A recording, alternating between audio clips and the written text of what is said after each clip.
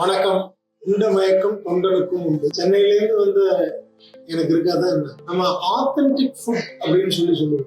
அதாவது அம்மா, பாட்டி, அத்தை, சம்சாரம் இவங்கெல்லாம் செய்யற சமையல் வந்து நம்ம சாப்பிட்டு பழகி வெளிநாடுகளுக்கும் வேற இடங்களுக்கு போகும் பொழுது நமக்கு அந்த டேஸ்ட்ல சாப்பாடு கிடைக்குமா அப்படின்னா கிடைக்கும்.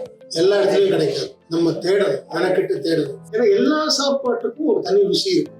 பட் வீட்டு சாப்பாடு நம்ம எந்த இடத்துக்கு போனாலும் அது கிடைக்குமா அப்படின்னா அது வந்து கொஞ்சம் அதிர்ஷ்டம் ஆகும். கத்தார் அஞ்சப்பன் வெல்கம் பண்ற ஒரு அருமையான முதலாளி. வந்ததுலேருந்தே உங்களுக்கு என்னெல்லாம் வேணும்னு கேட்டு செஞ்சு சுட சுட கொடுக்குற மாஸ்டர், ரொம்ப அன்பா பரிமாறுற மற்ற ஸ்டாஃப், இது எல்லாத்தையும் தாண்டி சாப்பிட்ட 2 ஹவர்ஸ்க்குள்ள டைஜஸ்ட் ஆயிடுது. மறுபடியும் பசிக்க ஆரம்பிக்குது. எப்போ நம்ம சாப்பிட்ட சாப்பாடு சீக்கிரமா செரிமானம் ஆகுதோ அது வந்து நல்ல சாப்பாடு.